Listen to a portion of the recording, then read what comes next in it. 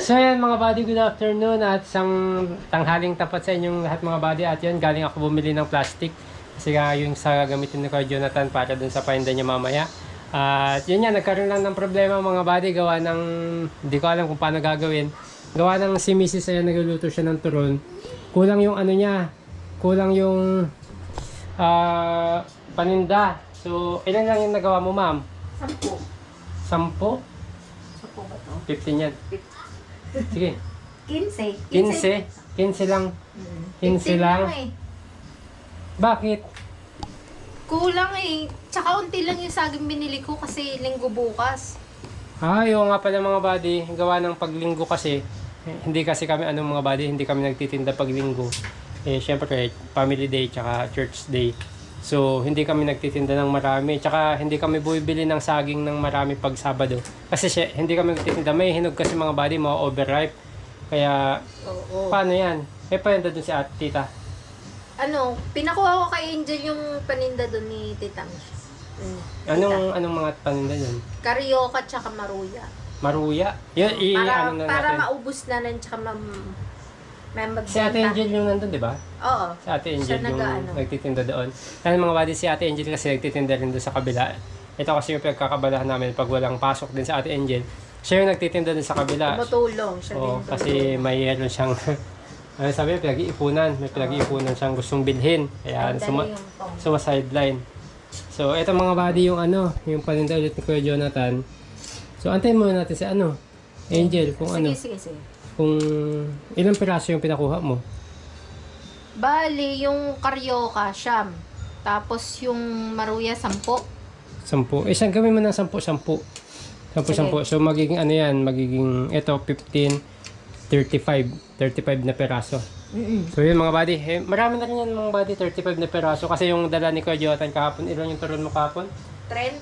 30. Ngayon, 35. Pero para magkaroon ng iba-ibang mga buddy, maganda rin yun para magkaroon ng iba-ibang meron din variety. pagpipilian. Oo. Karyoka tsaka? Karyoka tsaka maruya. Maruya. So, yun mga buddy. So, ilagay mo na sa At mamaya nandyan na si Kuya Jonathan. Or ihatid ko doon sa taas. Kasi doon kami makikita eh. Gloves, plastic, yan. Ito, meron na. So, yan mga buddy. Yung turon, mainit pa. At maraming salamat pala mga buddy doon sa mga bumili. Kay Boss Wakiwak, kay Ate Jenny, salamat po. Kay Renji, thank you. At yan, salamat sa pagsuporta kay Kuya Jonathan. Hindi ko alam kung saan ibibenta ngayon ni Kuya Jonathan to kasi sabi niya sa akin meron siyang prospect na bibentahan. Kaya nga sabi niya, kahapon sa akin, kung makapanood niyo yung vlog, damihan, 2 ganito daw yung gusto niyang dalhin.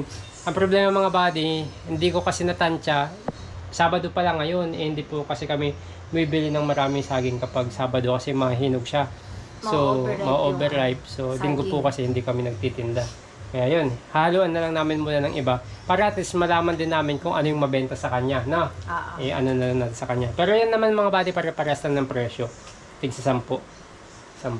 Kaya, Antayin ko muna si Ate Angel. Ate Angel. So yun, ilagay mo na yan para mainit pa itong mga buddy. At pala, salamat dun sa nag-suggest mga buddy na sabi, pag mainit pa daw, huwag mo nang tatakpan to kasi kukunat. Kasi kahapon nga mga buddy, mainit pa yung binigay ko kay Kuya Jonathan. Nakatakip kasi yan, baka matapon. Yun nga, medyo kumunat ata. Hindi ko alam. Lumambot. Pero, lumambot. Oo, Ang kailangan, pero medyo open. pinalamig ko na yun. Ito ngayon, Yun nga okay na lang, siya. Hindi pa. Hindi pa masyado. Lalambot talaga, no? Yung pala mga buddy, dapat pala nag-airflow ba? Ang tawag doon. So, Sumisingaw yung init. misigaw yung init. So, yun. Sige, lagay mo na. Tantayin natin si Ate Angel. Yung mga buddy, nilalagay na ni Mrs. So, kahapon kasi mga buddy, nilagyan namin ng mga stick-stick para hindi siya magdikit-dikit. So, ngayon, hindi naman na siya magdidikit-dikit kasi medyo malamig na siya. Kasi, yun nga, salamat po sa nag-suggest na kukunat pag mainit pa na tinakpan. So, yan, nandiyan na ata si Ate Angel sa labas, ma'am. Tangko lang. Yan na si Ate Angel. Wait lang po. Hi! Pinakyaw ka na. Hi! Ayan na. Pinakyaw ka na yung paninda ni Ate Angel. Lala, Lala, excuse. marami ka ng benta sa kabila? Opo. Ito na lang ang natira. Tinatawag ni tita, sabi niya, kunin niya na lang ako. Oo, sige. Kasi ititinda kasi ni Kuya Jonathan. Ayaw pa yan, pinakyaw ko na kaagad. Salamat! Kasi yan mga buddy, pinapakyaw ko na sa kanila. Binili ko na yan para at least may itinda si Kuya Jonathan. Ilan pang nalang Kasi sa'yo? konti lang yung ano. Ang konti. Oo nga eh. Wala na saging eh. Ay, wala nang saging. Hindi na siya medyo mainit.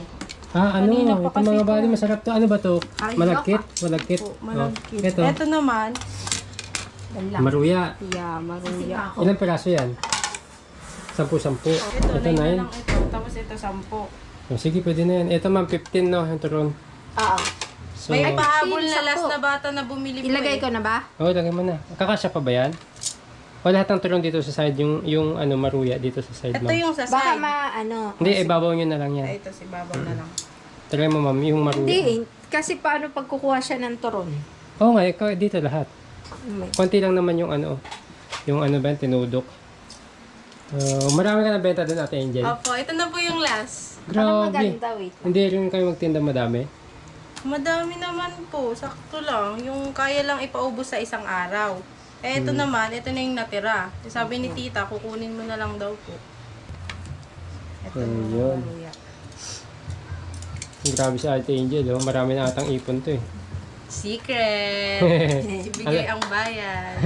Utang muna. Ah, Consignment para. Consignment. at pag Walang nabenta, Pag nabenta. Meron ko na yan sa inyo kasi negosyo ni Ate Angel yan mga buddy kasi meron niyang, alam ko meron niyang pinag-iipunan eh na gamit niya para sa school. Kaya yan. sana Sa side mabenta mo, ni sa side, Kuya sa side. Jonathan Sa lahat. side. Yan, oo. Yan, para hindi sila maghalo-halo. Saan daw po siya Wait lang, magbibenta baka ngayon? madurog. Hindi ko alam eh kung saan siya bibenta eh. Kasi kahapon napaubos niya yung 30 na turon niya eh. Gamin na siya nakarating dito. eh. Kala ko nga di babalik eh. Pero Umuwi na. eto mga buddy, 10 piso din yung paninda nila. Ang problema, ang bigay ko kay Kuya Jonathan dyan, 10 din. Eh, tapos taglima sila ng ano, kaya lugi ako. Ako yung lugi ah. Siguro yun. Ayusin Ito, lang hindi nila. na po to. Hindi, kukunin lahat yan. Oo. So, Lalagay yun ko na mga na buddy. Oh, dito muna sa gilid. So, ang dala ulit ni Kuya Jonathan ngayon mga buddy is nasa 30 na item. Iba-iba na yung mga buddy para makita natin kung ano yung mabili. So, yan si Ate Angel. Gumawa na ng tingin. Turon for sale. 10 pesos yan. Eh, paano yan? May maruya pa tayo. Ay, oo nga pala. Sige, okay lang yan. At least malaga mo sa gilid.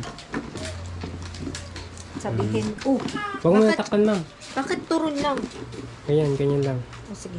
Ngayon lang muna. So, yun mga buddy, abangan nyo po si Kuya Jonathan ay dadaling ko na lang sa taas saglit para ano makapaglako na siya. So, sana mapaubos niyo ulit.